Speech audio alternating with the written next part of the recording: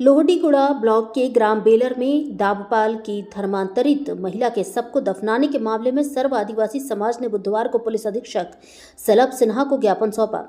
सर्व आदिवासी और बजरंग दल के नेताओं ने ज्ञापन देकर पुलिस अधीक्षक से धर्मांतरित महिला के शव को बेलर से निकालने और जबरन शव दफन कर गाँव में तनाव पैदा करने वाले लोगों पर कार्रवाई की मांग की है।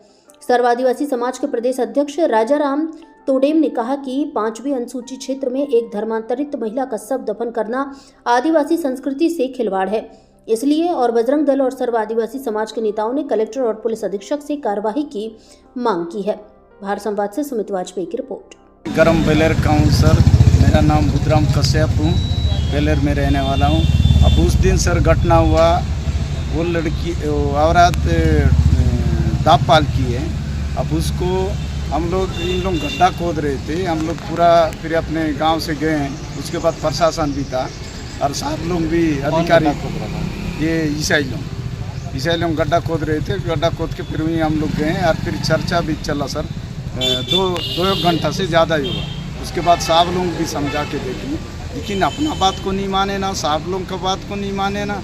अब उसके बाद ना हम यहाँ नहीं करेंगे ऐसा बोले और फिर चलते बनने के बाद वो दाबपाल गए हैं और क्या विचार लग के सर उधर से फिर थोड़ा ताव से होके उतना 3 या 3 3.5 तक लोग थे उन लोग, हम 150-200 तक ऐसी थे। उसके बाद आए एकदम अपना ऊपर, हम लोग भी वही जहाँ गड्ढा खोदे वहीं पर हम लोग सब थे। इसके बाद वो मन आके सीधा धक्का मुक्का करते, उसके बाद पत्थरबाजी भी किए और पुलिस के ऊपर भी मार पड़ा, पत्थर उतरते के और अपने लोगों को 12 जन को लगा है चोट।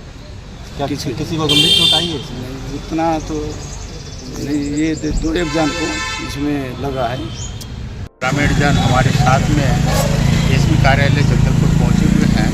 ये बेलर ग्राम थाना बड़ांजी तहसील लोहडीगुड़ा से है। विगत दिवस 23/1/2025 को बेलर गांव से समीप ग्राम दाबपाल की एक महिला का देहांत हो गया था, जिसके शव को गैर कानूनी गैर रूढ़ी परंपरा के विपरीत ईसाई मशीनरी द्वारा उसका डेड बॉडी को शव को बेलर ग्राम में दफन कफन किया गया है, जिसका विरोध उस तिथि में भी ग्रामवासियों द्वारा किया गया और ग्राम सभा ने जो निर्णय लिया है कि शव को तत्काल निकालकर ग्राम सीमा से बाहर किया जाए। ये हमें बस्तर में ये पूरा 5वां अनुसूची पेशा एक्ट नियमावली लगा हुआ क्षेत्र है। यहाँ मिशनरी द्वारा बाहरी शक्तियों का उपयोग करते हुए हमारी जनजाति समाज की रीति रिवाज परंपराओं पर आघात पहुँचाया जा रहा है। ये कभी सफल नहीं होंगे, इसका पुरजोर विरोध किया जा रहा है। अभी शव को कब्र से बाहर करने का 7 दिन का मौका दी गई है शासन प्रशासन से। आए दिन आदिवासियों के ऊपर हमला हो रहा है, इस विषय में क्या कहें? देखिए, हमारे आदिवासी समाज हमेशा सद्भावना के साथ सभी समाज के साथ जीवन यापन करने पर विश्वास करता है, लेकिन इस घटना में भी हमारे 11 ग्रामीण के ऊपर पत्थर और डंडा से वार किया गया। वहाँ पुलिस मौजूद थी, पुलिस के ऊपर भी डंडा चलाया गया। 26 लोगों के ऊपर FIR दर्ज की गई है, जिसमें 7 लोगों को गिरफ्तार किया गया, ऐसा पुलिस का जानकारी है। हम चाहते हैं कि सर्वप्रथम सभी को गिरफ्तार कर दंडित किया जाए और शव को 7 दिन के अंदर कब्र से निकालकर बाहरी क्षेत्र में ले जाएं, जिनका वो जिस समुदाय से है या जिस धर्म कर्म से मानते हैं। कुछ समय पहले इसी तरह ही एक घटना हुआ था, उस पर क्या कार्रवाई की गई? देखिए, अभी आप बस्तर में देख रहे हैं ईसाई मशीनरी द्वारा विशेषतौर हमारे आदिवासी जनजाति समाज को मतांतरित धर्मांतरित करने का एक गंभीर षड्यंत्रकारी योजना बनाकर कर रही है। ग्राम छेनावाड़ा विकासखंड थाना दरबा में भी घटना घटी थी। अभी कल में ही 20 दिन तक उनके शव को ईसाई मशीनरी द्वारा मरचुरी में रखा गया था डीबरापाल मेडिकल कॉलेज में।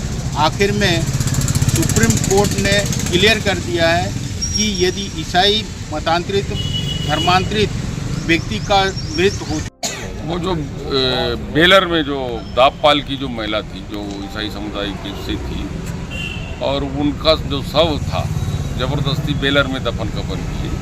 और बेलर के जो ग्रामवासी हैं वो ये चाहते हैं कि भाई वो आप बेलर से उसकी लाश निकाल कर जो है बाहर लेके जाएं, जो ईसाई कब्रिस्तान है वहाँ दफन कफन करें।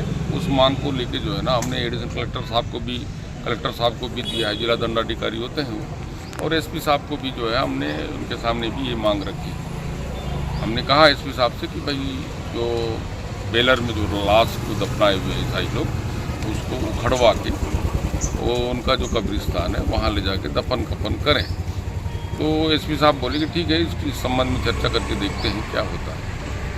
ऐसा करके उन्होंने आश्वासन जरूर दिया है कि भाई हम इस पर कलेक्टर साहब से चर्चा करेंगे, उसके बाद ही कोई निर्णय होगा तो वो निर्णय आपको बता दिया जाएगा। ऐसा होगा।